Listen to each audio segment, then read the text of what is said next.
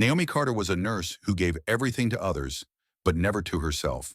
In the bustling halls of Shifa al-Jannah General Hospital, she balanced the weight of a family in crisis and a job that demanded her soul. But nothing prepared her for the request of a lifetime. Elias Wickliffe, a terminally ill billionaire, asked her for one impossible favor: to pretend to be his deceased daughter, Olivia, for just one day. For Naomi, this one day would become a profound journey of love, loss, and redemption, altering both their lives in ways neither could have imagined. A billionaire with terminal cancer asked a nurse to be his daughter. For just one day, the sterile hospital room was quiet, the kind of silence that came with the weight of pain, the hum of machines, and the faint rustle of paper.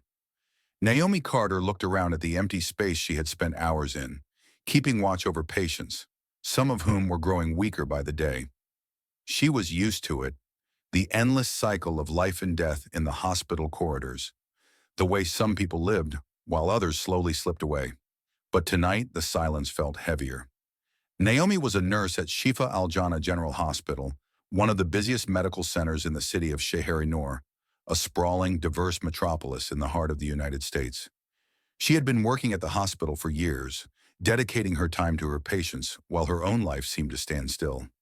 She had dreams, big ones, but they always took a back seat to the demands of her work.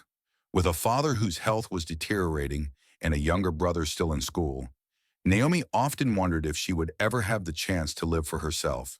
She was a woman caught between duty and dreams. Her phone buzzed in her pocket, breaking her thoughts. She pulled it out, a text message from her younger brother Malik. "Abu needs more medicine.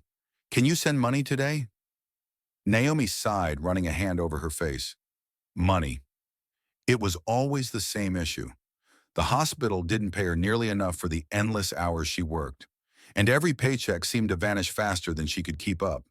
She could hardly afford to keep the lights on, let alone help her father get the medications he needed to survive. But what could she do? She glanced at the clock on the wall. Another long shift was coming to an end. She was exhausted, but she still had to make it through the night. Just a little longer. As she headed toward the elevator, her supervisor, Miriam, intercepted her.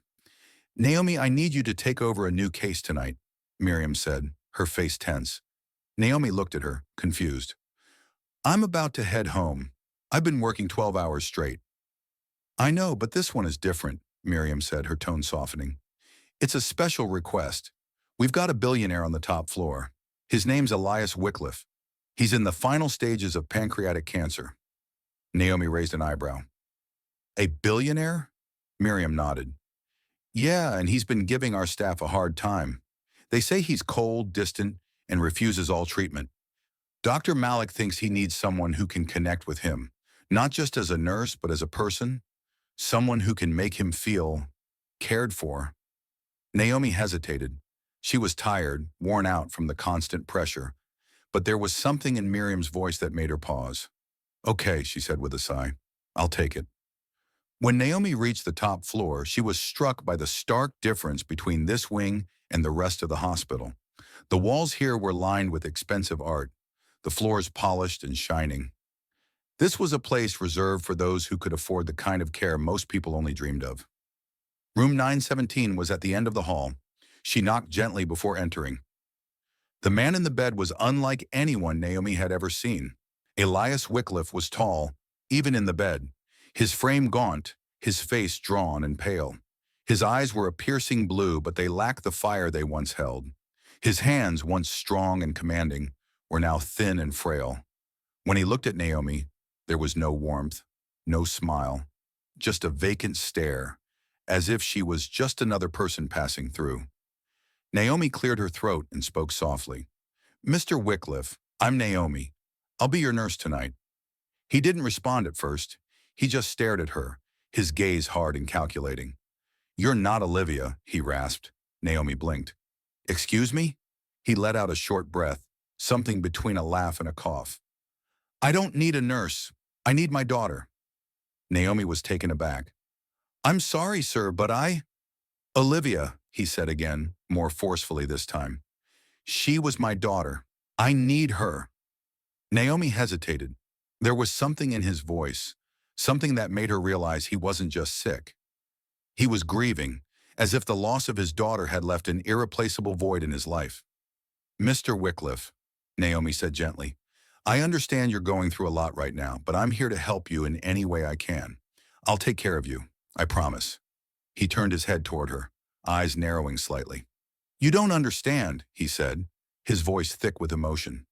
"You don't know what it's like to lose someone so irrevocably. You can't just fix it with a nurse's smile and a few kind words. I need her, not you."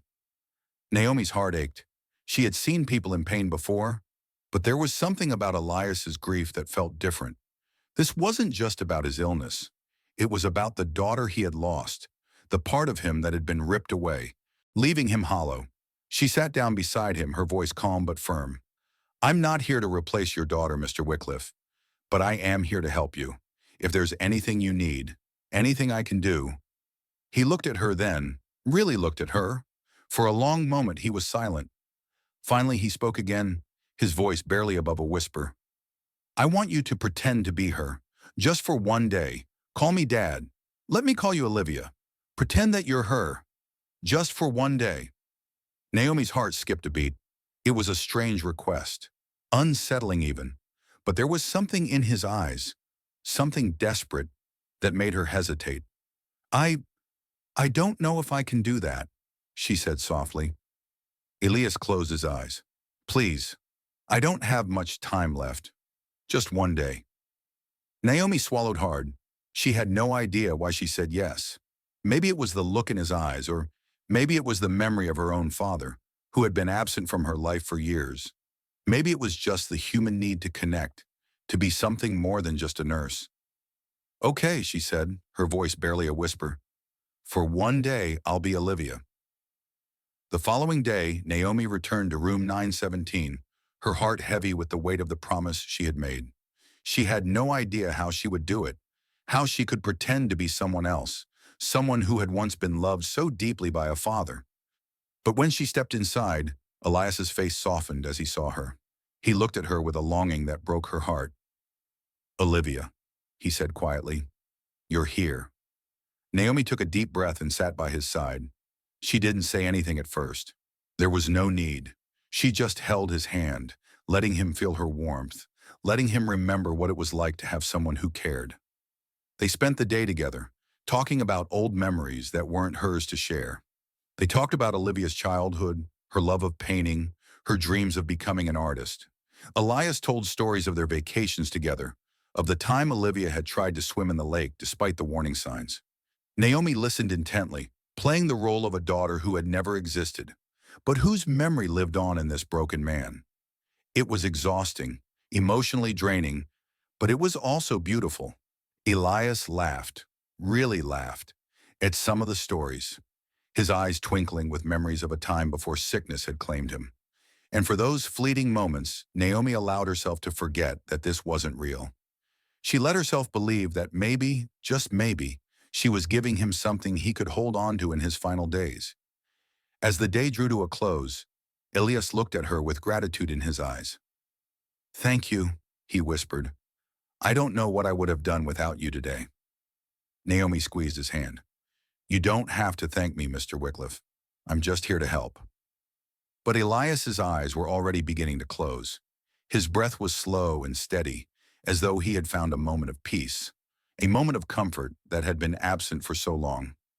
That night, Naomi stayed with him as he slept. She watched him drift off, his face calm for the first time in days.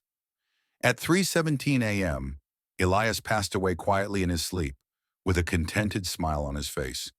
In the days that followed, Naomi was told that Elias had left her something in his will. It was a generous sum of money, enough to cover her family's expenses for years. But more than that, it was a legacy, a testament to the bond they had shared, a bond that had transcended blood and time. Naomi used the money to start a foundation in Olivia's name, dedicated to helping grieving families find healing and support. She named it the Olivia Foundation for Hope. As Naomi stood in front of the foundation's first center, opening the doors to families who needed healing just as she had, she felt a sense of peace. She had given Elias a final gift, a moment of peace, a moment of connection. And in return, he had given her the chance to build something that would outlast them both.